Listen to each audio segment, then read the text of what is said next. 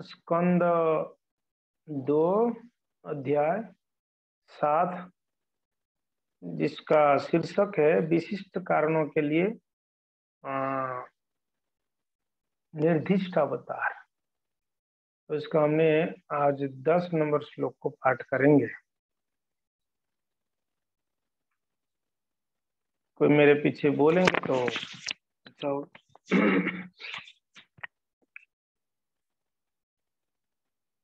कौन बोलेंगे? आपके लीना मत जा, बोलेंगे मेरे पीछे। चलो आप बोलिए।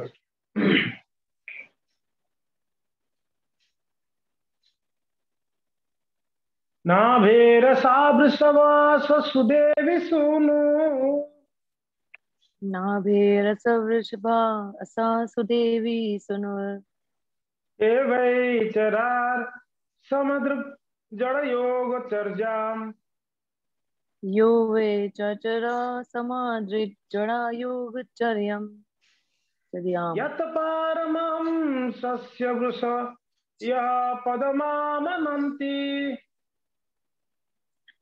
यत् परम् अहं स्वयं रसया पदम् आमानन्ति स्वस्थः प्रशांत कर्ण परिमुक्त संगः स्वस्थ प्रशांत कर्णः परिमुक्त संगः नाभेरसा वृषभा स्वसुदेवी सूनु नाभेरसा वृषभासा सुदेवी सुनो यो वै चरार समुद्र जड़ योग चर्याम यो वेर्जचार समृग्जडयोगचर्याम् यत पारमहंसं यस्वृषम वृषय पदमामनन्ति यत् परमहंस्या वृष्या पद्मामनन्ति स्वस्थ प्रशांत कर्ण परिमुक्त संगः। स्वस्थ प्रशांत कर्णः परिमुक्त संगः। ठीक है, आप में से कोई बोलिए, कोई प्रभु जी बोलिए।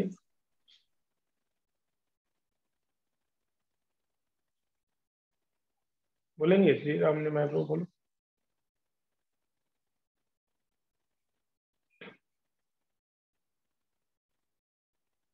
आवाज तो आपका आ नहीं रहा है मेरे हिसाब से, वापस अनम्यूट करिए,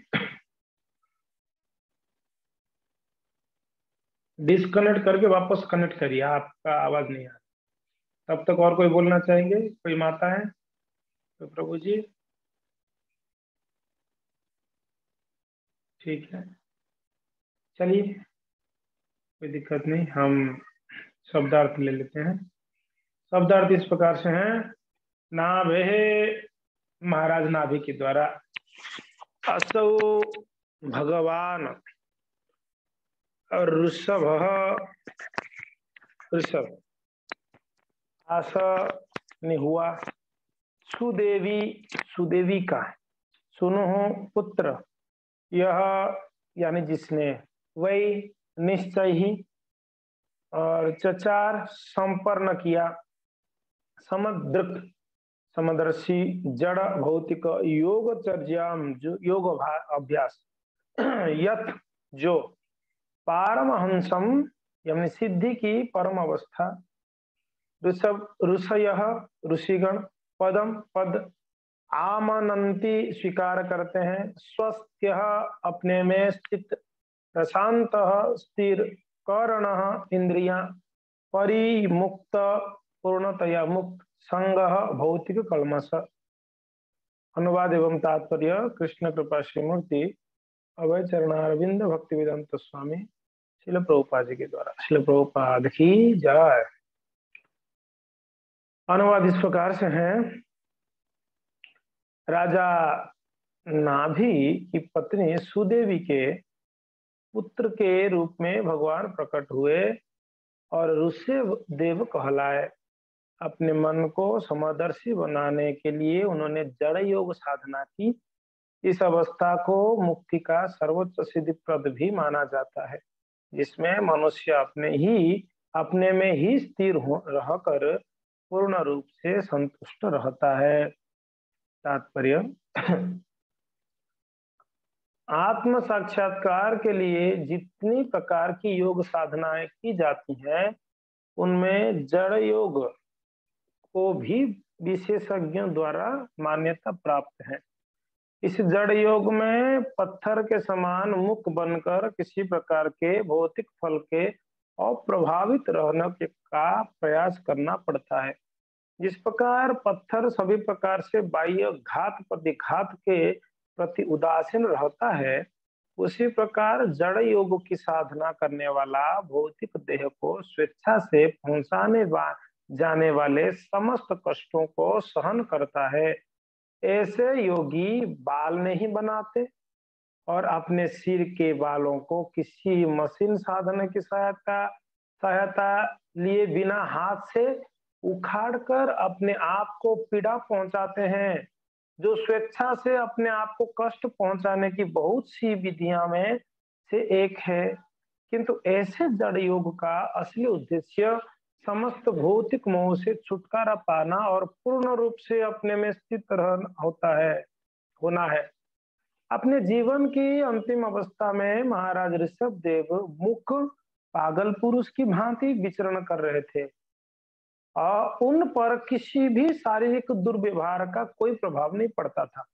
उन्हें पागल की भांति जटा बनाए तथा नंगा घूमते देखकर गली कुच्चे की अल्पबुद्धि बालक तथा मनुष्य उन पर थूकते और उन पर पेशाब करते थे।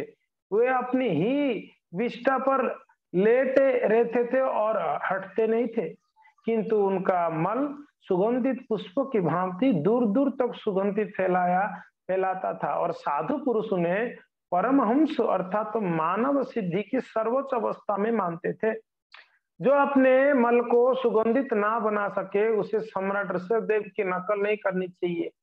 जड़ योग का अभ्यास ऋषभ देव तथा उसी स्तर के सिद्ध लोगों के लिए संभव है। सामान्य लोगों के लिए यह असाधारण अभ्यास दुष्कर है। जड़ योग की असली उद्देश्य प्रशांत कारण अर्थात इंद्रियों को बस में करना है।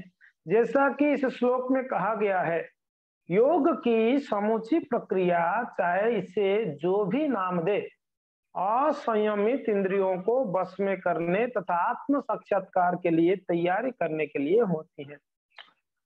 इस युग में विशेषतः जड़ योग का कोई व्यावहारिक महत्व नहीं है। इसके विपरीत भक्ति योग इस युग के लिए व्यवहारिक हैं, जो सर्वथा उपयुक्त है। उपयुक्त स्रोत से श्रवण करने की सहज विधि अर्थात श्रीमद् भागवत को सुनकर योग की परम सिद्ध अवस्था प्राप्त की जा सकती है। ऋषभदेव राजा नाभि के पुत्र तथा राजा अग्निध्र के पौत्र थे। वे राजा भरत के पिता थे, जिनके नाम से इस पृथ्वी लोक का नाम भारतवर्ष पड़ा।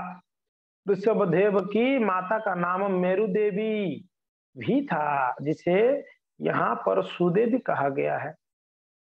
कभी कभी लोग सुझाव देते हैं कि सुदेवी राजा नाभि की दूसरी पत्नी थी, किंतु क्योंकि अन्यत्र ऋषभदेव को मेरुदेवी का पुत्र कहा गया है, अतः यह स्पष्ट है कि मेरुदेवी तथा सुदेवी एक ही व्यक्ति स्त्री के भिन्न भिन्न नाम है, अलग नहीं है।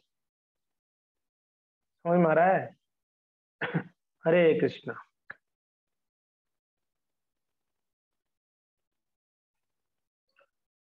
तो ये अध्याय में विशेष करके भगवान ब्रह्मा जी ने अपने पुत्र नारद को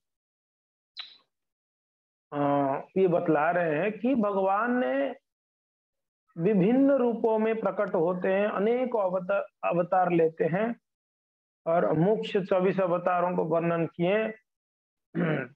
और यहाँ पर 24 अवतारों का आपने तीसरा अध्याय में सुनी लिया होगा। पहला स्कंद के तीसरा अध्याय में वर्णन था। तो यहाँ पर नारद जी कहते हैं हर एक अवतार भगवान का कोई विशेष कार्य के लिए होता है। तो इस श्लोक में, तो पिछले श्लोकों में आपने देखा भगवान ने भगवान यज्ञ प्रकट हुए हैं और भगवान के अनेकों अनेकों रूपों के बारे में, अवतारों के बारे में ब्रह्मा जी कहते हैं, है कि नहीं है? तो यहाँ पर जो है भगवान ऋषभ देव के बारे में वर्णन करते हैं। कहते हैं ये ऋषभ देव जो है नाभि के पुत्र हुए और उनकी पत्नी सुदेवी महाराज नाभि चक्रवर्ती सम्राट हुए। वैसे नाभि का टोटल 9 भाई थे। उनके पिता का नाम है यज्ञेंद्र। हाँ, क्या है उनका पिताजी का नाम, यहाँ पर पोपा जी लिखे हैं।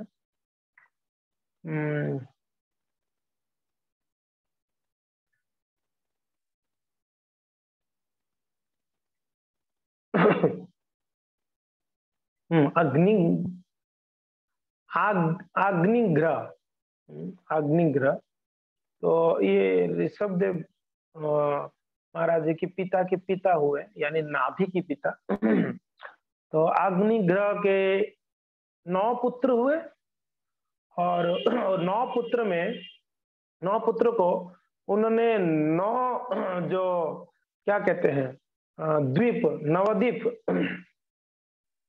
9 द्वीप हुए। ये 9 द्वीप के राजा बना दिया, एक एक द्वीप दे दिए। उसमें से एक द्वीप जम्बू द्वीप, वो जम्बू द्वीप के अंदर 9 वर्ष है, उसमें से एक भारतवर्ष है।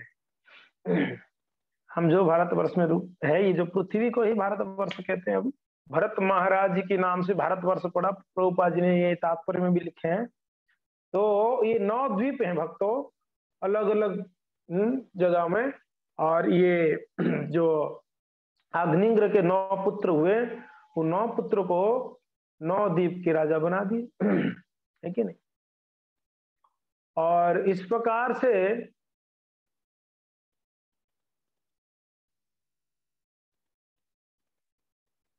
नाभि एक द्वीप के राजा बने। तो नाभि ने विवाह किया किनके साथ? यहाँ पर सुदेवी, है कि नहीं? सुदेवी को विवाह किए, या प्रभुपाद जी यहाँ पर क्लियर करते हैं कि मेरु देवी, सुदेवी एक ही है, मेरु देवी को विवाह किए। और इन दोनों का, नाभि और मेरु देवी यानी पति पत्नी, इन दोनों का इच्छा क्या थी कि हमें ऐसे एक पुत्र चाहिए भगवान जैसा हो, भगवान जैसा पुत्र चाहिए। तो भक्तों, भगवान जैसा पुत्र चाहिए तो फिर भगवान को प्रसन्न करनी पड़ेगी, है कि नहीं? तो वैसे तो पुत्र संतान के लिए भगवत कृपा चाहिए, कोई भी संतान के लिए भगवत कृपा जरूरत है। हमारे बस में है नहीं संतान, है कि नहीं? ऐसा नहीं कि स्त्री पुरुष का संयोग में पुत्र संतान, पुत्री उत्पन्न हो जाएंगे ना। जब तक भगवत कृपा नहीं होती है तब तक संतान उत्पन्न नहीं हो सकते हैं। तो यहाँ पर तो ये पति पत्नी का इच्छा है कि भगवान जैसा पुत्र चाहिए हमको, है कि नहीं? आप भी कोई कोई इच्छा कर सकते हो, भगवान जैसा पुत्र चाहिए। तो उसके लिए अगर जिनका इच्छा है उनको भगवान जैसा अगर पुत्र चाहिए तो क्या करना पड़ेगा? यहाँ पर श्रीमद् भागवतम के यहाँ पर 5वां स्कंद के 3रे अध्याय में बड़ा सुंदर वर्णन है। तो आप लोग को हम ये बता देंगे कि क्या क्या करना पड़ेगा आपको, तो आपके भी गर्भ से भगवान जैसे पुत्र उत्पन्न हो सकते हैं, ठीक है ना? यहाँ पर देखिए, तो यहाँ पर राजा नाभि और उनकी पुत्री, उनकी पत्नी दोनों मेरु देवी, उस समय एक महाराज नाभि की पत्नी मेरु देवी ने किसी संतान को जन्म नहीं दिया था, तो वो भी अपने पति के साथ साथ भगवान विष्णु का आराधना करने लगी। उनको पता है भगवान विष्णु प्रसन्न होंगे तो अपने जैसे पुत्र देंगे। तो भक्तों, यहाँ पर वर्णन है कि यज्ञ में भगवान का अनुग्रह प्राप्त करने के लिए, भगवान का कृपा प्राप्त करने के लिए क्या क्या चाहिए? हम सभी को भगवान का कृपा चाहिए, नहीं चाहिए? हाँ जी, सभी को चाहिए ना। हम लोग को पुत्र तो छोड़ दो, भगवान जैसा पुत्र मिले नहीं मिले, कम से कम भगवान का कृपा तो हमको चाहिए सब लोगों को, इसलिए तो हम भजन साधन कर रहे हैं। तो यहाँ पर बताया गया भगवान का कृपा के लिए क्या क्या जरूरत है, ध्यान से देखिए। पहला बात है, यहाँ पर कहा गया बहुमूल्य सामग्रियां या खाद्य पदार्थों का अर्पण। भगवान को बहुत मूल्यवान वस्तुएं या बहुत सुंदर सुंदर स्वादिष्ट व्यंजन भगवान को अर्पण किया जाना चाहिए पहले सर्वप्रथम। तो कोई कह सकते हैं कि प्रभु हमारे पास तो ना बहुमूल्य सामग्रियां हैं, ना हम बहुत स्वादिष्ट व्यंजन बना के खिला सकते हैं। देखिए आगे जाके महाराज नाभी कहते हैं कि भगवान को प्रसन्न करने के लिए सब जरूरत नहीं है, प्रेम होना जरूरी है। भगवान प्रेम के भूखे हैं। पर भक्तों जब जिसके पास है वो मूल्य सामग्रियां और खाद्य पदार्थ तो जरूर उनको अर्पण करना चाहिए। जिनके पास नहीं है उनके लिए नहीं, जिनके पास है उनको। तो सर्वप्रथम यहाँ कहा गया है कि स्वादिष्ट व्यंजन भगवान को खिला सकते भाई, तो हम तो खाते ही रहते हैं, है कि नहीं, स्वादिष्ट व्यंजन, तो भगवान को क्यों ना खिला सकते। तो भगवान को सर्वप्रथम स्वादिष्ट व्यंजन खिलानी है। दूसरा, देश अनुरूप कार्य करना है। समझ में आ रहा है? कौन सी स्थान में हो आप, उस अनुरूप आपको कार्य करनी है। तीसरा, काल अनुरूप कार्य करनी है, समय के अनुसार कौन से समय में कौन सा कार्य करनी है वो भी ध्यान रखना जरूरी है। चौथा, स्तुति अर्पण करना है भगवान को, सुंदर सुंदर स्तुतियां। बताइए, हमने मंगलाचरणी अभी तक याद नहीं कर पाए तो हम क्या स्तुतियां गाएंगे भगवान को? कुछ याद ही नहीं स्तुतियां। भगवान को कौन सी स्तुति से आप, मान लो आप भगवान जगन्नाथ जी के सामने आओगे, क्या स्तुति गाओगे? आप में से कितना लोग को जगन्नाथ अष्टकम याद है? बताओ, हाथ उठाओ तो किनको इनको जगन्नाथ अष्टकम याद है? किनको याद नहीं। अब क्या क्या स्तुति करोगे जगन्नाथ जी के पास आके?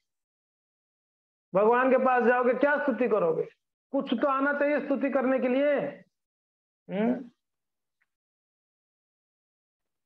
जितने भी भागवत में महान महान भक्त हुए वो लोगों ने बहुत सुंदर सुंदर स्तुतियां गाए। अभी यहाँ पर नाभी महाराज जी का वर्णन आती है। नाभी महाराज जब भगवान प्रकट होंगे ना, बहुत बढ़िया स्तुति करते हैं ठाकुर जी को। भक्तों कम से कम आप स्तुतियां याद नहीं तो कम से कम सीख जाओ किस प्रकार की भगवान को प्रसन्न की जाए, उनका गुणगान कैसे किया जाए। ठीक है सुमन माता जी, मैं समझ गया, आपको याद है। तो यहाँ पर कौन है ये राइटिंग कर रहे हैं यहाँ पर?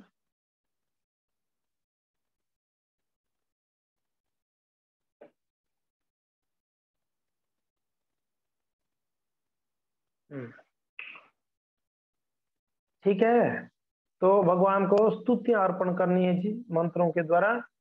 पांचवा, पुरोहित लगाना, यानी ब्राह्मणों को प्रसन्न करनी है जी। कैसे? पुरोहितों को दान देना या दक्षिणा देना।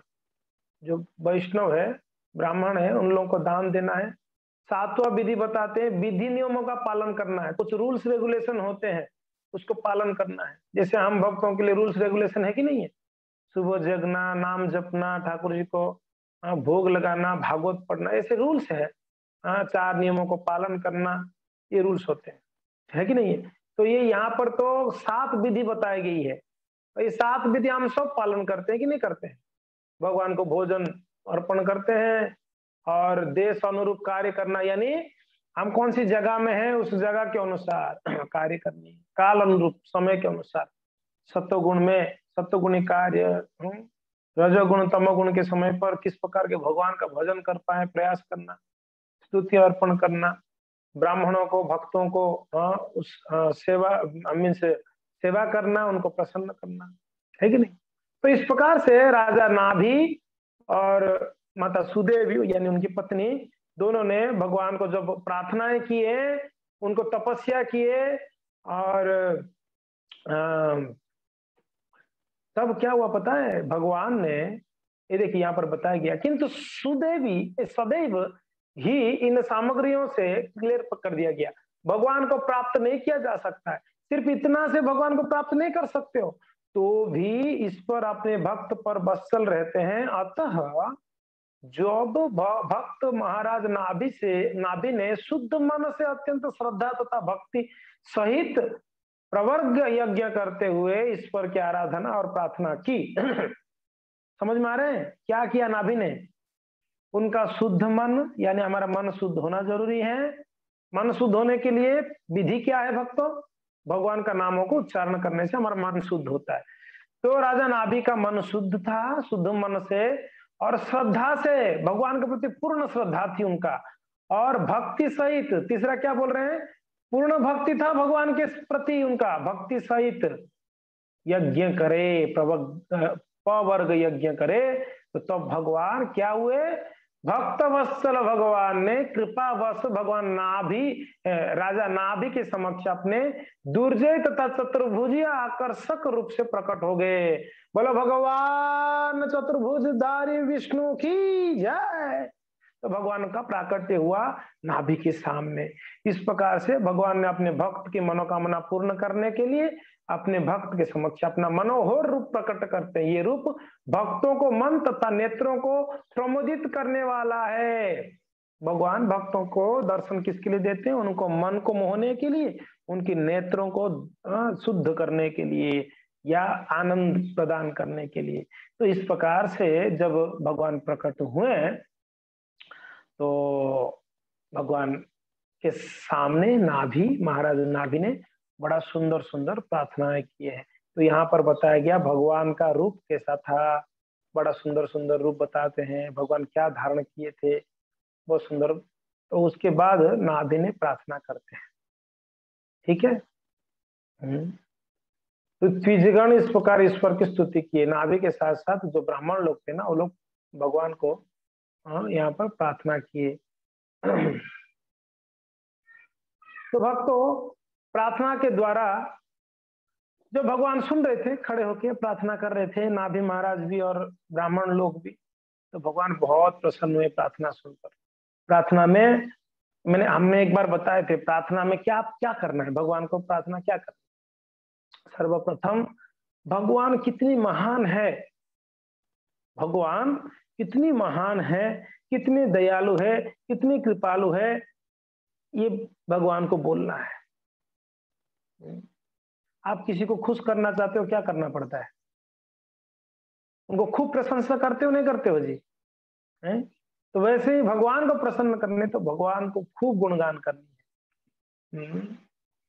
और भगवान को गुणगान कैसे करें, भगवान और भक्तों का जो लीलाएं है ना, वो स्मरण करके, हे प्रभु आप इतने दयालु थे कि आपने तो पुतना का उद्धार कर दिया, हे भगवान आप इतने दयालु हैं, आप इतने भक्त वत्सल हैं, वो गजराज जी कहां पर प्रार्थना की, आपने सब छोड़कर उनका आके उद्धार किया। भक्तों के साथ उनका लीलाओं को संबंध करते हुए उनको प्रार्थना गुणगान करना।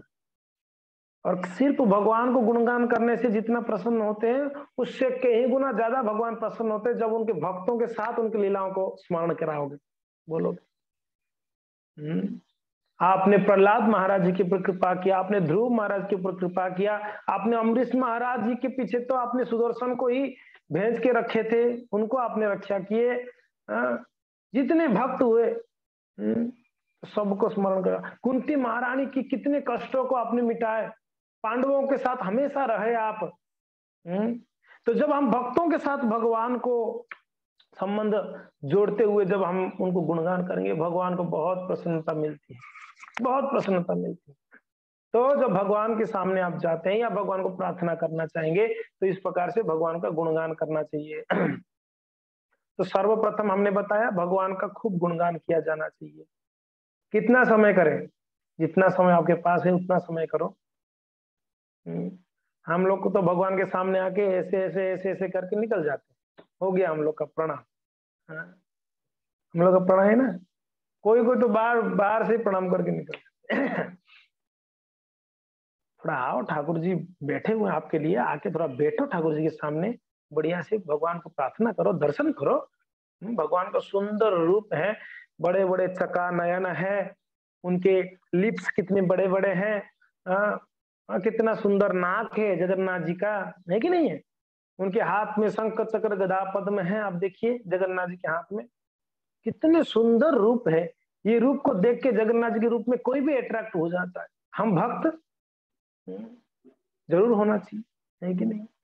तो भगवान के सामने आपके बैठिए, थोड़ा देखिए ठाकुर जी को। नहीं नहीं मुझे तो देखने की इच्छा नहीं है, अरे देखने की इच्छा नहीं, फिर भी थोड़ा देखेंगे तो देखने को इच्छा होगा।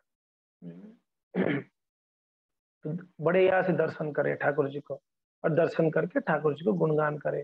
तो सर्वप्रथम पाठ हमने बोला कि भगवान का गुणगान होनी चाहिए। दूसरा क्या प्रार्थना में बोलना है, दूसरा हम यानी मैं कितना नीच हूं, कितना पतित हूं, कितना दुर्भागा हूं, हाँ, ये भगवान को बताना है। तो आप बोलोगे क्या भगवान को पता नहीं मैं कितना नीच हूं? भगवान को जरूर पता है, मगर फिर भी जब अपना दैन्यता, हम अपने आप को नीच बोल रहे हैं, हमारा दैन्यता प्रकट कर रहे हैं भगवान के सामने, तो भगवान दैन्यता से वशीभूत हो जाते हैं, भगवान दैन्यता देखकर गदगद हो जाते हैं। भगवान उन पूरा भक्त वत्सलता है उनका, जब भक्त जब उनके सामने दैन्यता दिखाते हैं भगवान उनके अधीन में हो जाते हैं। तो अपना दैन्यता प्रकट करनी है हृदय से, बाहर से नहीं। भगवान मैं बहुत नीच हूं मगर हृदय में चल रहा है मैं बहुत श्रेष्ठ हूं ऐसा नहीं, भगवान के सामने कुछ छुपानी नहीं है। भगवान है ना सबसे बड़ा स्कैनर है, स्कैन करने वाले बताए ना, स्कैन मशीन होता है ना भगवान के सामने आओगे ना, भगवान पूरा स्कैन कर लेंगे। एक है भगवान, दूसरा है गुरु, तीसरा है साधु, ये तीन है ना स्कैनर है। कैसा स्कैनर है? वो आपको देख के पता लगा देंगे आपके मन में क्या चल रहा है, आपके हृदय में क्या चल रहा है, आपके शरीर में क्या चल रहा है, सब कुछ बता देंगे। सबसे बड़े डॉक्टर से ये तीनों भगवान, भक्त और गुरु। आप गुरु के सामने जाओगे ना, वो देख के बता देंगे कि कितना मला करता है ये, सुबह कितना बजे उठता है, रात को कितना बजे सोता है, ये कितना भागवत पढ़ता है नहीं करता है, कितना भक्तों का सम्मान करता है, कितना सेवा। गुरुदेव को सब पता है, इसलिए कभी गुरुदेव के सामने जाके ना अपना डिंगी मत हांगना, मैं ये किया वो किया। गुरुदेव देख के ही पता लगा देंगे आप क्या कर रहे हो बताने का जरूरत नहीं उनके सामने। उनके गुरुदेव के सामने भी जाओगे तो विनम्रता से उनको बोलना, गुरुदेव मैं कोई सेवा कर ही नहीं पा रहा, आप कृपा करिए मैं सेवा कर पाऊंगा। वैष्णव के सामने, गुरु के सामने, भगवान के सामने, वहां पर बताने का जरूरत नहीं मैंने क्या बड़ा बड़ा कार्य कर रहा हूँ, कितना भजन कर रहा हूँ उनको पता चल जाता है। तो क्या हमने ये बताया कि भगवान के सामने अपनी दैन्यता को प्रकट करनी है और भगवान का गुणगान करनी है। तीसरा, भगवान से ये प्रार्थना करनी है, प्रभु आपने अनेकों भक्तों को आपने कृपा किया, अनेकों पतित जीवों का उद्धार किया, तो मुझ पतित के ऊपर भी आप कृपा करके मेरा भी उद्धार करिए प्रार्थना करना है, मेरे ऊपर भी थोड़ा कृपा दृष्टि डालिए हे प्रभु जगन्नाथ। आप तो कृपा नेत्र है आपके पास, आपके आंख में कृपा बरस रही है, तो कृपा करके ये बारिश का थोड़ा 2-4 बूंद मेरे ऊपर भी गिरा दीजिए ताकि मेरा भी कल्याण हो जाए। ये भगवान के सामने प्रार्थना करे, विनम्रता से हाथ जोड़कर ठाकुर जी के सामने, संभव हो तो प्रणाम करनी चाहिए है कि नहीं? तो ये हमको प्रार्थना सीखनी चाहिए। यहाँ पर महाराज नाभि और साथ साथ में ऋत्विक गण यानी ब्राह्मण गण भगवान को बड़ा सुंदर सुंदर प्रार्थनाएं किए भगवान बहुत प्रसन्न हुए, बहुत प्रसन्न हुए, है कि नहीं? जीवान भक्ति भगवान गुणनाम ध्येयम चेतस्न स्मरति तच्चरणारविंदम कृष्ण नो नमति एकदापि तानाम कृति कृत विष्णु कृत्यम कहते हैं कि यमराज जी की दूत किन को लेके जाते हैं, तो भगवान यमराज जी को जब यमदूत पूछे कि किन को लाना है बताओ, तो यमराज जी कहते हैं जीवान भक्तिम भगवान गुण नाम ध्येयम, जिनका जीवा एक बार भी भगवान का नाम गाया नहीं है, भगवान का गुणगान किया नहीं है, उनको लेके आ जाओ।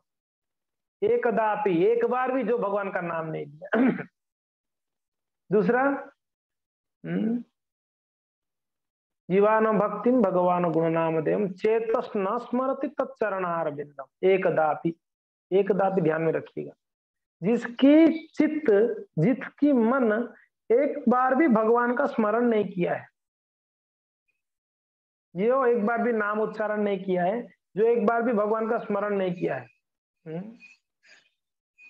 एक मिनट, हरि बोल माता जी, वो करता ले लो, मेरा क्लास चल रहा है, डिस्टर्बेंस।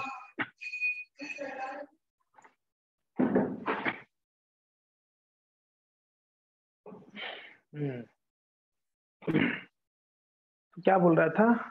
हाँ जी, मैं ये कह रहा था कि यमराज जी कहते हैं जीवान भक्तिम भगवान गुण नाम देयम चेतस न स्मरति तच्चरणारविंदम कृष्ण नो नमति एकदापि, जो कृष्ण को एक बार भी नमस्कार या प्रणाम नहीं किया, झुका नहीं भगवान के सामने एक बार भी। और चौथा कहते हैं जो भगवान का सेवा एक बार भी नहीं किया है, ऐसे लोगों को हम यहाँ लेके आ जाना, उनको दंड देंगे, खूब पीटेंगे, सीधा कर देंगे। जो जो टेढ़े हैं ना सबको सीधा कर देंगे। भगवान के सामने नहीं झुका तो यहाँ झुकाएंगे, उन लोग पीट पीट के झुकाएंगे, टेंशन मत लो। देखो झुकना ठाकुर जी के सामने नहीं झुकोगे, झुकना तो है भाई, किसी के सामने भी झुकोगे ही झुकोगे। आप भगवान के सामने नहीं झुकोगे तो माया आपको झुका देगी, है कि नहीं? और यमराज जी जब लेके जाएंगे ना यमदूतों ने, वहां इतना पीटेंगे ना तो पूरा सीधा हो जाओगा। टेढ़े लोग को सीधा करने वाले यमदूत लोग। तो प्रणाम करनी चाहिए भगवान के सामने। तो इस प्रकार से भगवान जी प्रसन्न हुए, सामने प्रकट हुए। तो नाभि जी ने प्रार्थना करते करते कहते हैं प्रभु कृपा करके देखिए, ये भौतिक संसार का कोई भी भोग वस्तु टेम्परारी है प्रभु। प्रार्थना में है कि मैं आपको क्या मांग सकता हूँ, मगर इच्छा एक ही है कि हमें आपके जैसा पुत्र दे दीजिएगा। कैसा? आपके जैसा पुत्र दे दीजिए। भगवान कहते हैं महाराज नाभि, मैं आपकी प्रार्थनाओं से, आपकी सेवा से, आपके यज्ञ से, आपकी साधना से, आपकी तपस्या से मैं बहुत प्रसन्न हूं। जब आपने इच्छा कर ही लिया है, ब्राह्मण लोगों ने भी आपको आशीर्वाद दे दिया है कि आपको मेरे जैसे पुत्र उत्पन्न होगा। ब्राह्मण लोग भी वहां पर प्रार्थना कर लिए थे भगवान को, हमने नाभि को आपके जैसा पुत्र दे देना है। ब्राह्मणों के सामने बात हो रही थी ना। भगवान बोले इनकी बात झूठा नहीं हो जाना चाहिए। देख लो, भक्तों के बात को झूठा नहीं करने के लिए भगवान क्या करते हैं? भगवान ने नाभि को कहे देखो नाभि, मेरे बराबर का कोई नहीं है। ना मेरा बराबर का कोई है इस संसार में, ना मेरे ऊपर कोई है। मेरा बराबर का तो एक ही व्यक्ति, मैं स्वयं हूं। तो इसके लिए आपको मेरे बराबर का पुत्र चाहिए, तो इसके लिए मुझे स्वयं ही आना पड़ेगा, मुझे स्वयं को ही आना पड़ेगा। तो नाभि जी के ऊपर कृपा करके, सुदेवी के ऊपर कृपा करके भगवान ने स्वीकार कर लिए कि मैं स्वयं आपके पुत्र बनूंगा। देखो क्या कृपा है। स्वयं तो हम भी प्रार्थना कर सकते हैं प्रभु आपके बराबर के पुत्र ने कम से कम भक्त पुत्र तो दे दो। ऐसा भक्त हो जो 21 पीढ़ी को उद्धार कर पाए। अगर एक कोई हमारे परिवार में कोई एक शुद्ध भक्त हो जाते हैं ना, तो 21 पीढ़ियों को उद्धार करेंगे वो। पिछले 10 पीढ़ी जो चला गया है, आगे आने वाले 10 पीढ़ी 20 हो गया, अभी का पीढ़ी, वर्तमान का पीढ़ी, ये 21 पीढ़ियों को उद्धार कर देंगे अगर कोई परिवार में शुद्ध भक्ति करते हैं, शुद्ध भक्त होते हैं। ऐसे नरसिंह देव जी कहते हैं प्रहलाद महाराज जी को। तो यहाँ पर नाभि जी को प्रसन्न करने के लिए भगवान ने नाभि की पत्नी की गर्भ से सुंदर रूप लेकर प्रकट हुए। भगवान स्वयं सत्यावेश अवतार भगवान का उनका नाम क्या पड़ा? उनका नाम पड़ा ऋषभदेव महाराज। ऋषभदेव, भगवान ऋषभदेव है, वो प्राकट्य हो गया। भगवान ऋषभदेव की जय। तो भगवान ऋषभदेव प्रकट हुए। प्रकट होने के बाद भगवान ऋषभदेव जी का बड़ा सुंदर गुणों को वर्णन करते हैं। ये 5वां स्कंद की 4था अध्याय में वर्णन है ऋषभदेव का, कितना सुंदर सुंदर गुण है। फिर ऋषभदेव जी ने अपनी जीवन काल में उन्होंने 100 पुत्रों को उत्पन्न किया। ऋषभदेव महाराज जी के 100 पुत्र हुए। 100 पुत्रों में उनका जो सबसे ज्येष्ठ पुत्र थे उनका नाम है भरत महाराज। क्या नाम है? भरत महाराज। तो ऋषभदेव जी महाराज जी एक बार सारे पुत्रों को बुलाकर बैठकर बोले कि बैठो सब लोग, सुनो मैं कुछ बताना चाहता हूँ। घर छोड़ना था ऋषभदेव महाराज जी को, राज्य छोड़ना था, घर छोड़ना था। तो इसके लिए ऋषभदेव जी क्या किए, इस भारतवर्ष में, मैंने बोला जम्बूद्वीप का शासन कौन किया? नाभि महाराज जी ने किया। 9 द्वीप में से जो जाम्बू द्वीप था, वो जाम्बू द्वीप का शासन नाभि महाराज किए। तो जबकि ऋषभदेव का वर्णन करना था सुखदेव गोस्वामी का, इसके लिए बाकी 9 भाइयों का कोई वर्णन नहीं किए, छोड़ दिए वहीं पर। नाभि महाराज जी का वर्णन करते करते फिर ऋषभदेव का वर्णन किए, और ऋषभदेव का वर्णन करते करते फिर उनकी जो ज्येष्ठ पुत्र है उनका वर्णन करेंगे। भरत महाराज जी का चर्चा आएगी। फिर भरत महाराज जी का चर्चा होते होते उन्होंने फिर किस प्रकार से अपना शरीर त्यागेंगे, फिर मृग शरीर लेंगे हरिण का, फिर उसके बाद फिर जड़ भरत महाराज होगा, इनका चरित्र फिर चालू होगा आगे। तो इस प्रकार से यहाँ पर ऋषभदेव महाराज जी ने अपने पुत्रों को सबको बुलाकर बिठाकर उन्होंने उपदेश दिए। तो उपदेश बड़ा सुंदर उपदेश है, एक दो उपदेशों का हम चर्चा करेंगे। इस प्रकार से अपने पुत्रों को उपदेश देते हैं। तो ऋषभ उवाच नायम देह देह भाजन लोके कष्टान कामान अर्हते दीर्भुजांग ये तपो दिव्यम पुत्र काजे न सत्वम शुद्धे तस्मात् ब्रह्म सौखम अनंतम। ऋषभदेव महाराज यहाँ पर कहते हैं कि हे मेरे पुत्रों, इस संसार की समस्त देहधारियों में जिसे मनुष्य देह प्राप्त किया है ना, नायम देह देह भाजान निर्लोक, निर्लोक यानी मनुष्य शरीर, हाँ निर्लोक, उस शरीर को इंद्र तृप्ति में लगाकर रात दिन कठिन परिश्रम करके गवा नहीं देना चाहिए। कैसा? कुकर शुकर की भांति नहीं गवा देनी चाहिए बच्चों पुत्रों। फिर क्या करना है पिताजी? हाँ करना क्या चाहिए? कष्टान कामान अर्हते दीर्भुजांग, दीर्भुजांग बीड़भुजांग, बीड़भुजांग यानी मल खाने वाले कौन कौन है? सुअर कुत्ता आदि, उनकी जैसा कठिन परिश्रम करके अपने जीवन को नहीं बिता देना चाहिए। क्या करना है पिताजी? फिर तपो दिव्यम, बेटे दिव्य तपस्या करनी चाहिए। हे पुत्र का, हे पुत्रगण दिव्य तपस्या करो। अच्छा तपस्या किसके लिए करना है पिताजी? क्या होगा तपस्या से? अगर प्रश्न करें बच्चे कि पिताजी तपस्या से होगा क्या, तो कहते हैं ये ना सत्वम, हमारे जो सत्व है ना वो शुद्ध हो जाएगा। सत्वम शुद्धेत्य, शुद्ध हो जाएगा सत्व, हृदय शुद्ध हो जाएगा बेटे तपस्या करोगे तो। अच्छा पिताजी दिव्य तपस्या क्या है? कहते हैं भगवत प्राप्ति के लिए, तस्मात् सांख्यम अनंतम, है कि नहीं? ब्रह्म सौख्यम, आध्यात्मिक आनंद प्राप्त होगा बेटे, भगवान का कृपा प्राप्त हो जाएगी। तो इस प्रकार से ऋषभदेव महाराज जी कहते हैं कि दिव्य तपस्या होनी चाहिए। तो ये श्लोक में हमने जो अभी आज का श्लोक में वर्णन प्रभुपाद जी ने ऋषभदेव का वर्णन करते हैं, तो किस प्रकार से ऋषभदेव जी ने उनका आचरण कैसे हुआ। उन्होंने अपने पुत्रों को तो यहाँ पर उपदेश दिए, उसके बाद घर त्याग दिए। घर त्याग के क्या किए पता है? उन्होंने अपने मन को एकाग्र कर लिए, भौतिक संसार की हर वस्तु, हर सामग्री, हर व्यक्ति के प्रति अपने आसक्ति को बिल्कुल काट दिया। काट कर वो कैसे जीवन बिताने लगे पता है? एकदम एक अवधूत जैसा, बिल्कुल कोई लेना देना नहीं संसार से। ऋषभदेव महाराज जी इस प्रकार से जीवन आचरण की, कपड़ा भी नहीं पहने, दिगंबर, उनका दिग को ही अपने कपड़ा बना दिए, कोई कपड़ा नहीं, नंग धड़ंग बिल्कुल, कपड़ा नहीं पहने। और यहाँ पर प्रभुपाद जी ने कहते हैं, वैसे वर्णन भागवत में, ऋषभदेव जी वही पड़े रहते थे भगवान के दिव्य चिंतन में, ऐसे पड़े रहते नंग धड़ंग, और वही मल त्यागते थे, उस मल में ही लोटपोट होते थे।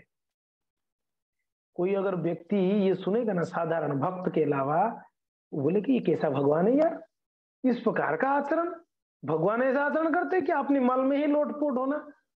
तो वर्णन किया आता है, सुखदेव गोस्वामी कहते हैं उनका मल है ना कई माइल तक सुगंध फैलता था उनका मल का।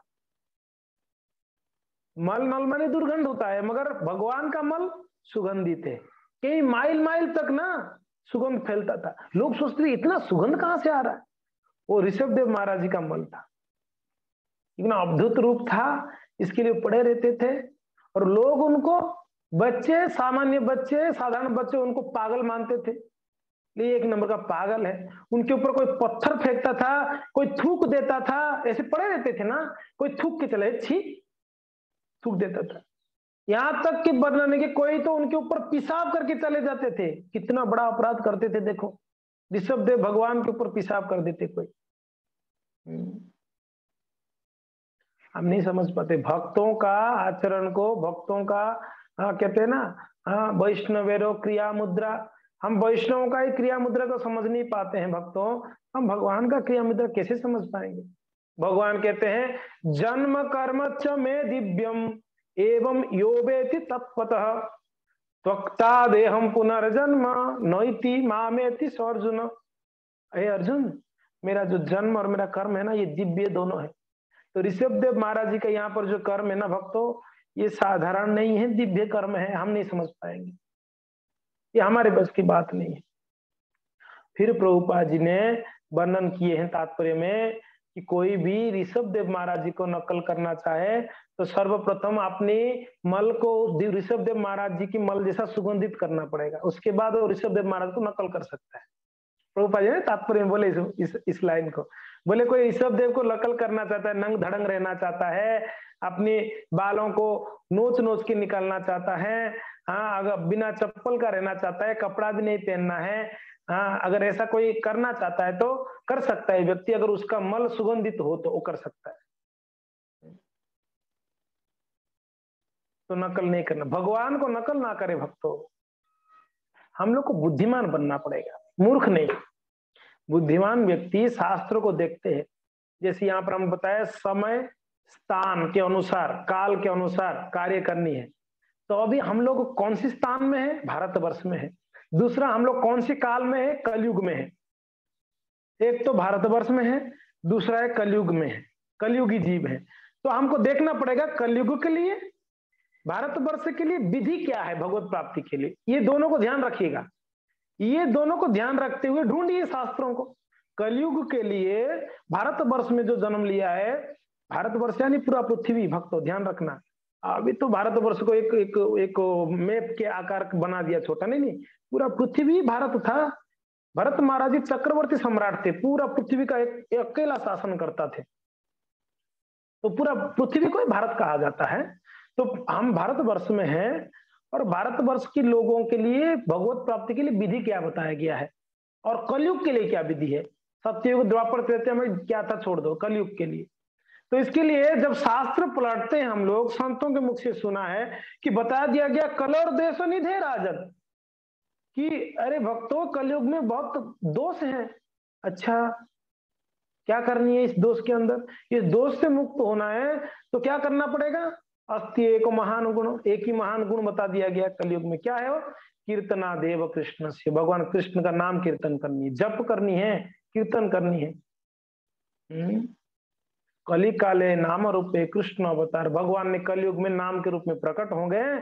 और कोई भक्त, कोई व्यक्ति अगर नाम का सहारा ले लिया ना, वो व्यक्ति का कल्याण हो जाएगा। बहुत कष्ट देना जरूरत नहीं है शरीर को। सच में अगर कष्ट लेना चाहते हो तो कभी कभी भूखा रह जाओ, एकादशी में, कृष्ण जन्माष्टमी में, गौर पूर्णिमा भूखे रह जाओ थोड़ा सा, भगवान की प्रसन्नता के लिए। एक प्रकार के कष्ट ही है शरीर को, है कि नहीं? और कष्ट देना चाहते हो शरीर को, सुबह 4 बजे जग जाओ। और महाराज ऋषभदेव ने यही आदेश दिया पुत्रों को, बेटे दिव्य तपस्या करो, फालतूबाजी मत करो। फालतू का तपस्या कोई काम का नहीं। सर नीचे करके पैर ऊपर करके खड़ा होना, हाँ ठंडे पानी में बैठे रहना, ध्यान लगाना, ये सब कलयुग का विधि नहीं है। बेटे दिव्य करो जिससे भगवत कृपा हो जाए। तो कलयुग के लिए एकदम सरल बता दिया गया है। थोड़ा बहुत कुछ कठिन है, चाय छोड़नी पड़ेगी हमको, व्यभिचार छोड़ना पड़ेगा, नशा छोड़नी पड़ेगी, जुआ छोड़ना पड़ेगा, ये कुछ कठिनाई है, कुछ कष्ट है हमके लिए। बाकी आनंदी आनंद भगवत भक्ति में। तो सरलता से तरलता विधि है कलयुग के जीवों के लिए, क्योंकि ना हम ऋषभदेव महाराज जिसे ना तपस्या कर पाएंगे। अच्छा, कितना लोग कर पाएंगे आप बताइए? संभव है? नहीं संभव है। और दूसरी बात है, अगर हम ऋषभदेव को फॉलो करेंगे, क्या प्राप्त होगी हमको? क्या ऋषभदेव की कृपा प्राप्त होगी? ऋषभदेव जी स्वयं क्या बोले हैं वो कोई फॉलो नहीं कर रहे हैं। ऋषभदेव जी क्या किए वो फॉलो करना चाहते हैं। किसके लिए पता है? कारण एक ही है, हम दुनिया को दिखाना चाहते हैं कितना बड़ा वैरागी, देखो हम कितना हम कष्ट झेल रहे हैं, हमने लोगों का प्रशंसा के लिए, नहीं तो किसके लिए करना है? क्या भगवत प्राप्ति हो जाएगी कपड़ा नहीं पहनने से? क्या भगवत प्राप्ति हो जाएगी अपने बालों को नोच नोच के निकालने से? प्रभुपाद जी जो बोले तात्पर्य में उसको बोल रहा हूं। क्या भगवत प्राप्ति हो जाएगी इस प्रकार से? नहीं हो पाएगी। स्नान नहीं करने से, गंदे रहने से। ऋषभ देव जी स्नान नहीं करते थे इसलिए हम, तो ये सब छोड़ दीजिए। सिंपल बात है, प्रभुपाद जी एक लाइन में सबको काट दिया है। ऋषभ देव जी मल जैसा आपके मल सुगंधित हो तो आप ये सब कर सकते हो, जाओ आपको छूट दे दिया है कि नहीं? तो संभव नहीं, इसके लिए ऋषभ देव का नकल नहीं कर सकते। पाखंड धर्म को हम क्यों अपनाएं? भगवान कर सकते हो, हम नहीं कर सकते, है कि नहीं? तो क्षैर भक्तों, यहाँ पर प्रभुपाद जी ने समझाते हैं कि इस प्रकार से हमको कलयुग में हमको सरल विधि को अपनाना ही भगवत प्रसन्न करने के लिए। टाइम हो गया और एक श्लोक ले लेते हैं अगर आप लोग का आज्ञा है तो। आगे क्या कहते हैं देख लो। ऋषभ देव महाराज कहते हैं, महत् सेवम द्वार बाहुम विमुक्ते समद्वारम योषितम संगी संगम महांतस्ते समचित्तः प्रशांता विमन्यव हृदय साधवो यो। क्या बोल रहे? आध्यात्मिक दृष्टि से उत्पन्न महापुरुषों की सेवा, भक्तों की सेवा करके ही मनुष्य भवबंधन से मुक्ति का मार्ग प्राप्त कर सकता है। एकदम ऋषभ देव जी देखो कितना सुंदर बात कोई करता है, जो भी फॉलोअर है ऋषभ देव महाराज की, कोई करती है? ऋषभ देव जी कितना सुंदर उपदेश कहते हैं, अगर आध्यात्मिक दृष्टि से उन्नत आदमी से आपको आगे बढ़नी है ना, मुक्ति प्राप्त करनी है ना, जो आध्यात्मिक मार्ग में प्रगति किया हुआ है, महापुरुष है, भक्त है, उनका सेवा करिए जी।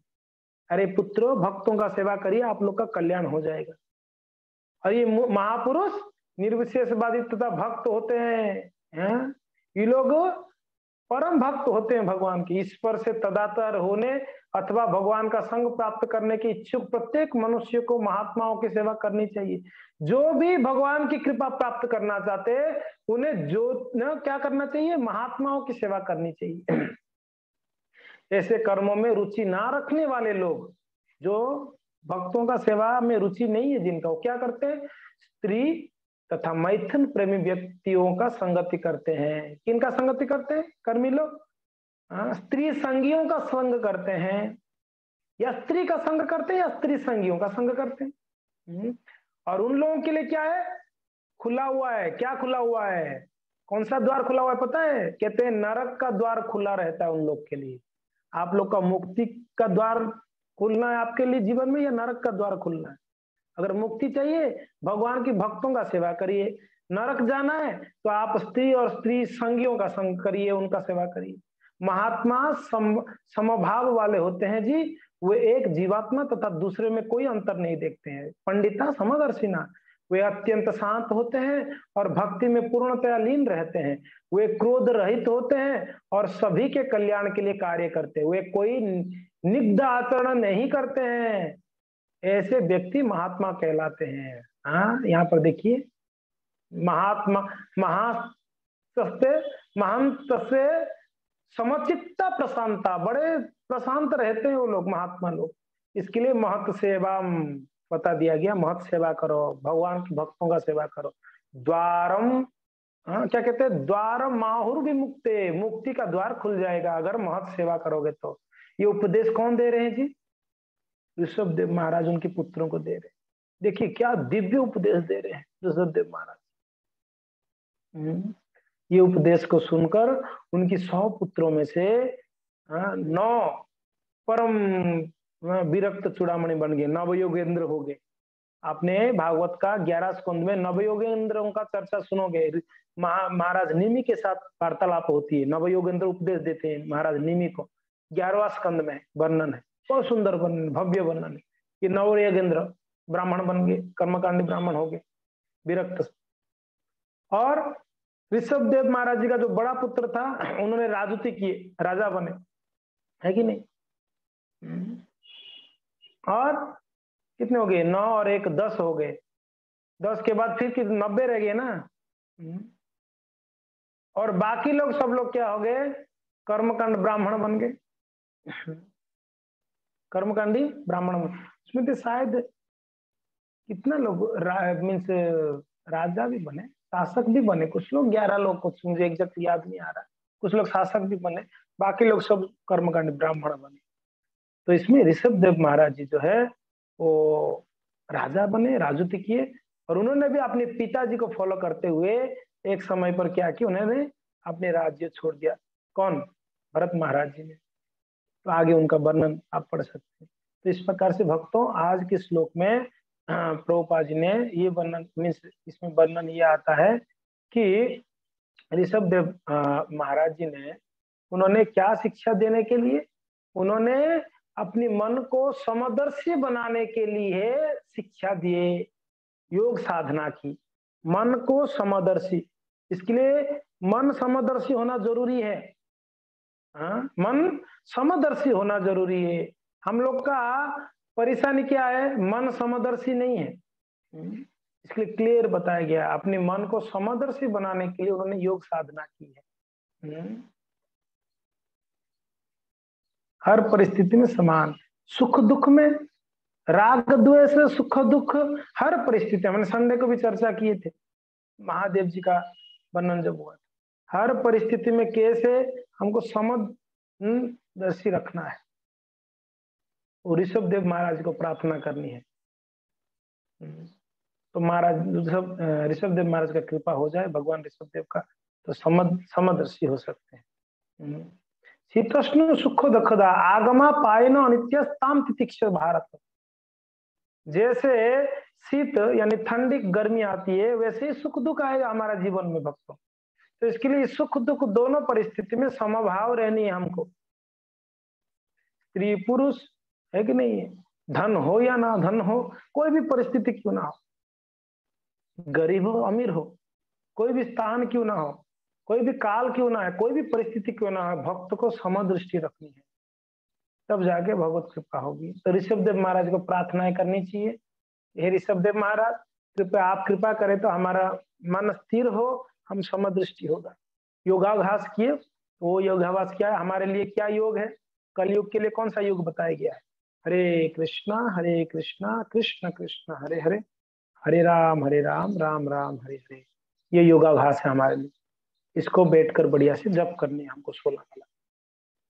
तो इससे हमारा मन स्थिर हो जाएगा, हम समदृष्टि प्राप्त हो जाएगी।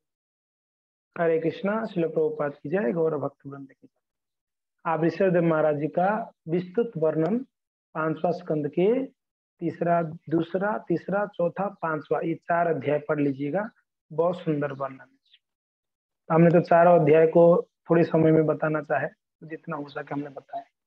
धन्यवाद। किसी का कोई जिज्ञासा कोई कमेंट है तो आप बोल सकते, पूछ सकते। जय जगन्नाथ।